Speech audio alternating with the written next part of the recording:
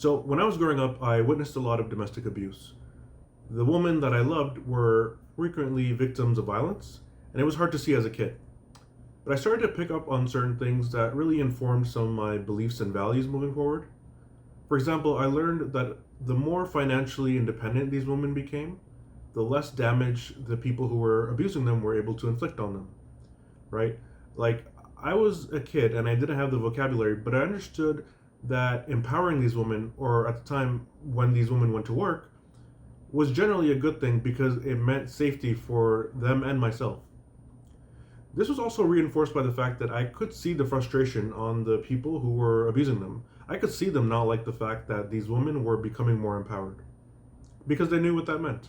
So, growing up, when I would tell my male friends my thoughts about the need to empower women, you get a lot of silly comments and people questioning your motives.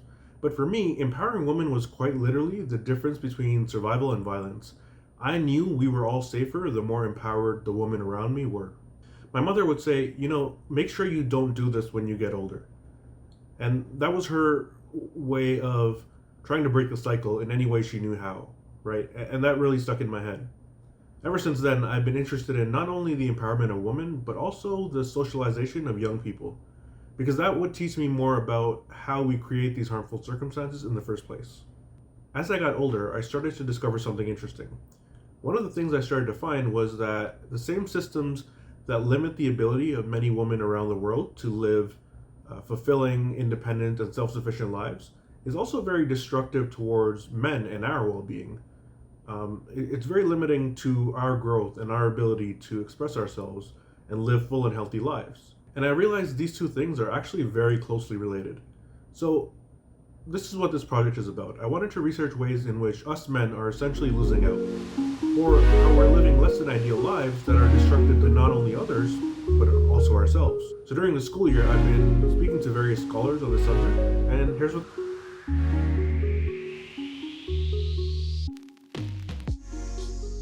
Chris Liang. I am a professor of counseling psychology and a department chairperson of Education and Human Services at Lehigh University.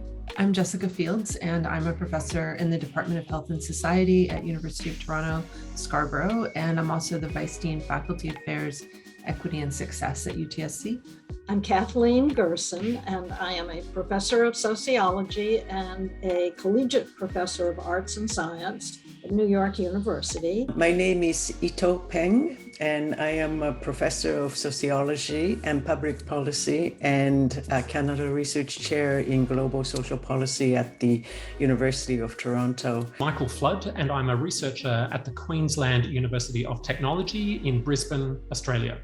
My research focuses on men, masculinities and gender, and in particular on the roles that men can play in building gender equality and in ending violence against women.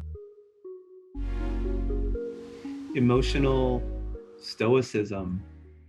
That was one of the messages that a good number of us have gotten as boys, and as we became men, it became more deeply embedded into our psychology, right? Like emotional stoicism is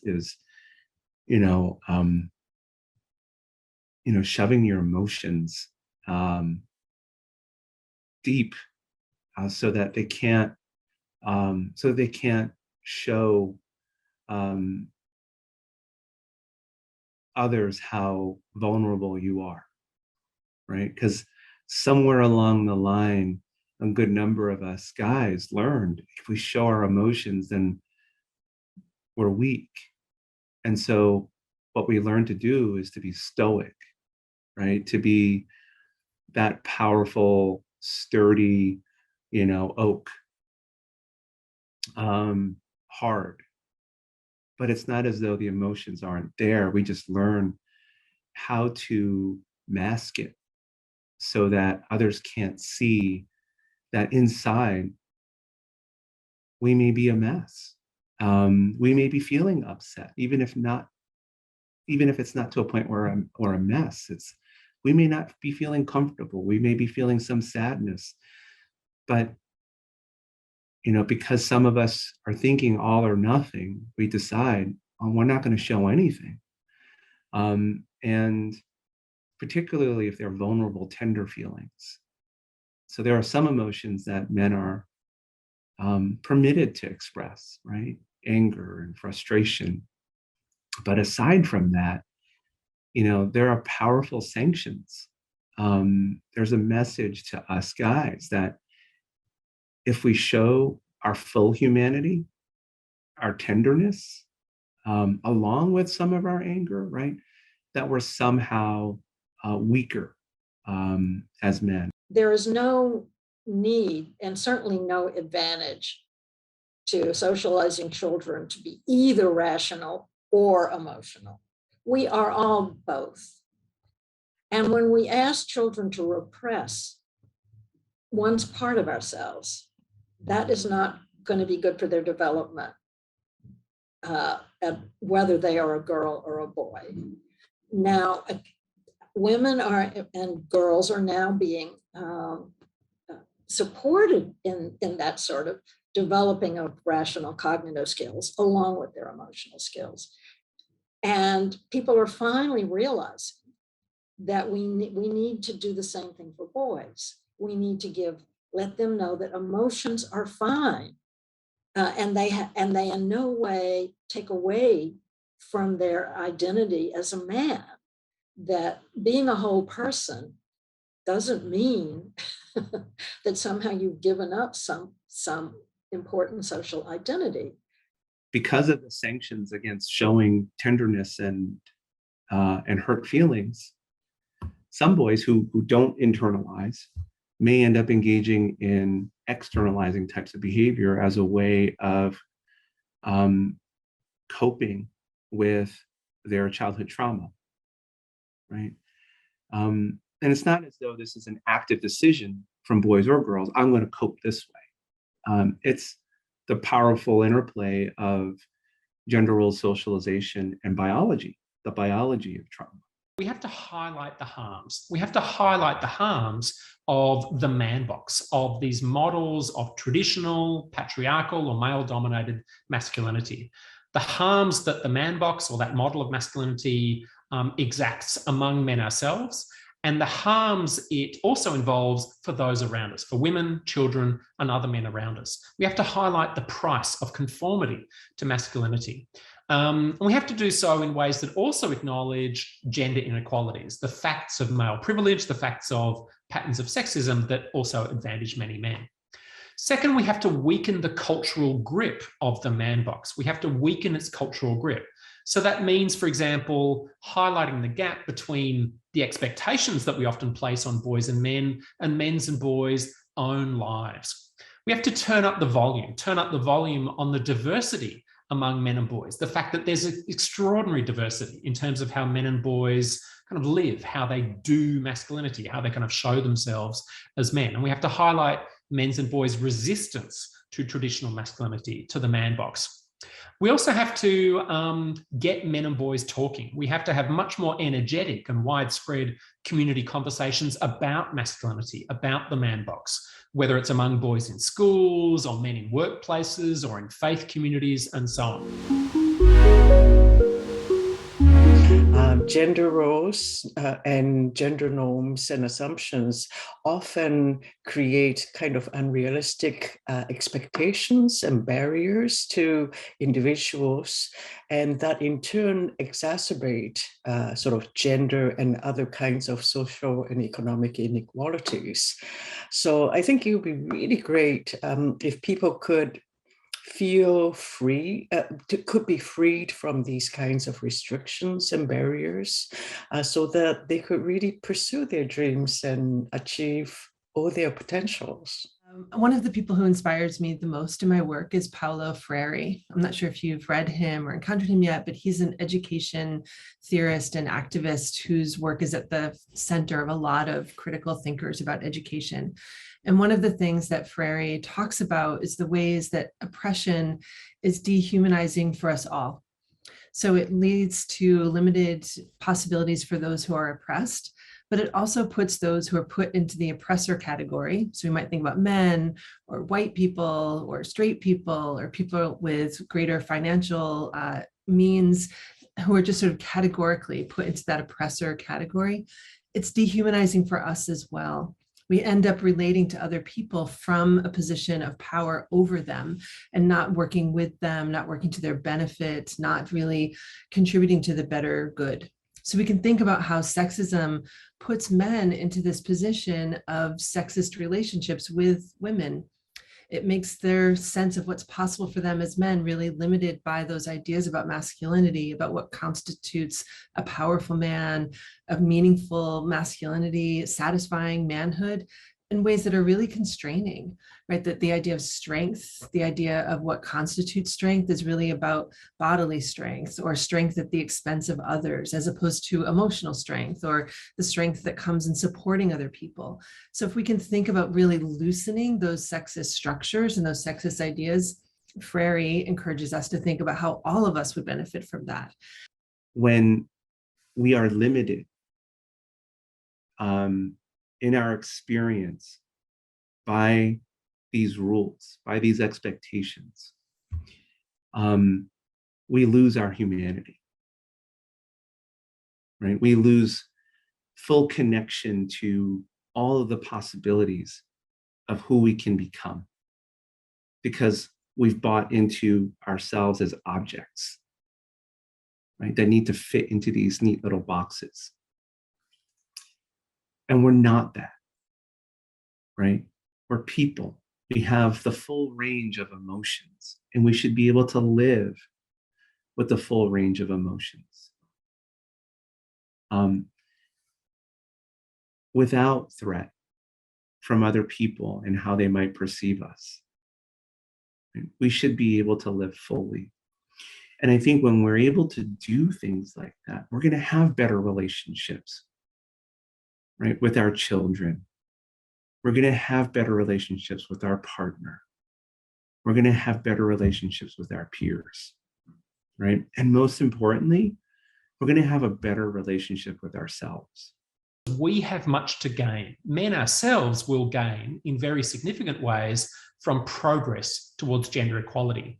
Men will benefit, for example, from greater freedoms to choose what kind of man we want to be, whether we want to be a stay-at-home dad, whether we want to, wear bright colors or spend time with our children or, dance or, do many of the things that at this point, many boys and men are policed and shamed from not doing. So we'll benefit from an opening up of kind of what it means to be a man and how you can be a man. We'll benefit in particular from improved relationships with women, from relationships with women, sexual relationships, family relationships, other kinds of friendships and so on, that are more trusting, more equitable, more respectful and so on. And we'll benefit too because our communities will benefit. Our communities benefit when there's less domestic and sexual violence. Our communities benefit when there's a greater pool of talent from which companies and workplaces can draw. Our communities benefit when there's more flexible divisions of labour to do with parenting, to do with paid work. And there's also a health cost, right? When we're not able to express our emotions, right? When we're bottling things up, we may end up using substances to self-medicate, to make ourselves feel better, right?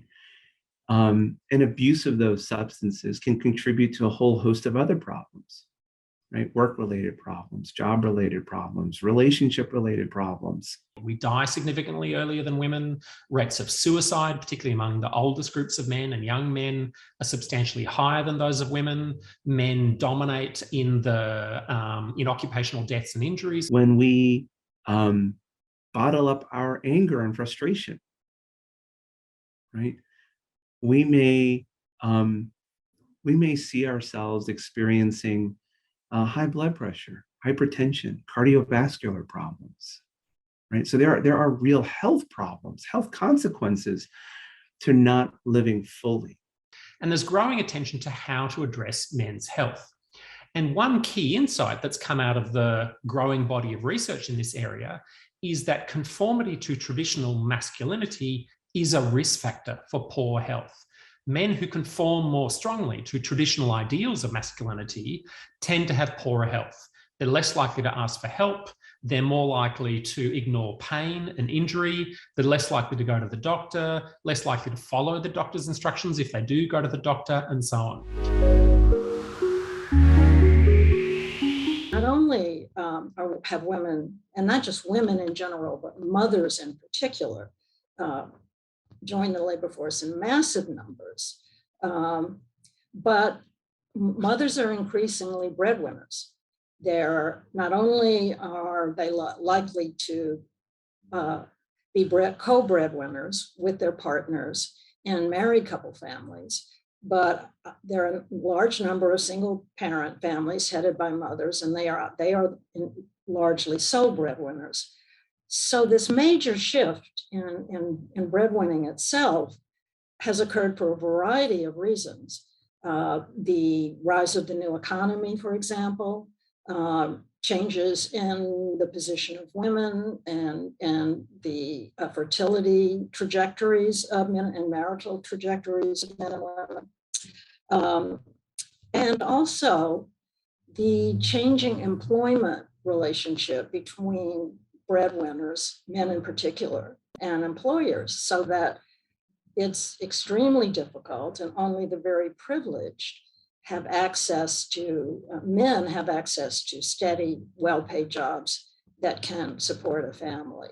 So in that context, it only makes sense that we begin to be more flexible about who does the breadwinning, who does the caregiving, and most of all, how we share it. It will lead to less pressure on men to be the breadwinners, to shoulder economic and or social responsibilities and expectations that sometimes they don't even want to have.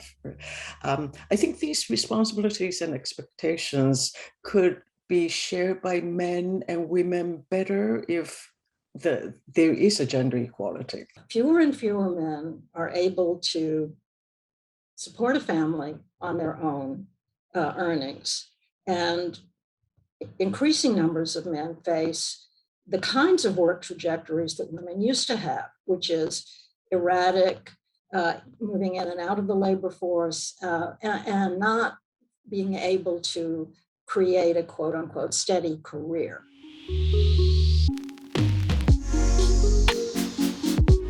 Right now, one of the most rapidly expanding economic and employment sector, actually for the last couple of decades, and in the future too, is care and care service sector. This is, of course, partly driven by demographic shifts, such as population aging, and also by social and cultural shifts, like more women working and changes in social norms about early child education and care and things like that. But this sector is actually really large and diverse. It ranges from healthcare to personal care to social services to education, a whole gamut. It's a huge sector. And right now, this sector is largely dominated by women. I think, so in way of answering your question, what men need, what skills men need, I think men are actually missing opportunities here. Yeah, I know that, for example, COVID pandemic has created a huge demand for care, and there is a serious labor shortage in this sector. But even before the pandemic, this sector was already experiencing labor shortage because of the expansion. I think men should and can enter this sector. For men, and the men began to think about this not as a loss, but an opportunity. And for those men, the idea of being in partnerships where they could share work and therefore share parenthood became increasingly attractive and increasingly possible. We want the world to just be bigger for people. I just want people to have a sense of more possibilities. And when I think about fighting for equity and diversity and inclusion, that's what it's about, right? It's about more possibilities, more options, not in the sense of like, it's a big market and you can choose whatever you want, but just that your life is as unconstrained as possible, right? That when you think about what you could make yourself into being, you have choices, you have options, and you have a sense of possibility. As Freud once said, the mark of a healthy person is that they can love and they can work.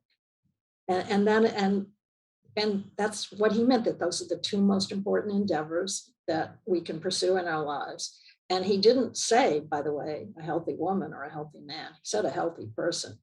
And that's the struggle that we're engaged in now. But I am very confident that just as today we understand that women have the right to work, the time will come when we will understand that men have the right to be involved in their families, and any children that they might choose or want to bear, in their communities, to live fuller lives that include meaningful work and meaningful care. I think we have a really key opportunity at the moment, a really key opportunity to expand our vision of what it means to be a man, to expand the lives of men and boys so that there's much greater diversity, there's richness, there's much greater joy and health and positivity in men's and boys' lives. But to do that, we'll need to make social and cultural change. We will have to tackle the rigid models of how to be a man that still dominate in media, in culture, in politics. We'll have to invite men to speak up among their friends, among their work colleagues and others. And we'll have to mobilize men to join with women as allies to do the work of tackling gender inequalities and the rigid forms of masculinity that go along with them. Maybe what we've done wrong is to assume that, this is just the way boys have to be, or just the way men have to be, or just the way we have to think about them. And maybe we could just really, really commit ourselves to thinking that it could be different. I feel like, I teach, right? I work at a university. And one of the things about a university that I think is so wonderful is that every term, it's like a new start. Right. So maybe last term you got grades you didn't like, but now it's a new term. You can get different grades. Or maybe last term you didn't like the classes you took, or you didn't connect with the professor or the students, but now it's a new term. And I kind of wish that life were like that. And I try to imagine that life is like that for me, that you get to do it over, right? You get to try again. And that we don't decide the game's over or that the final decision's been made, because actually we have really long lives. We get to change. And what we need is to have people around us who recognize that and who support us in changing.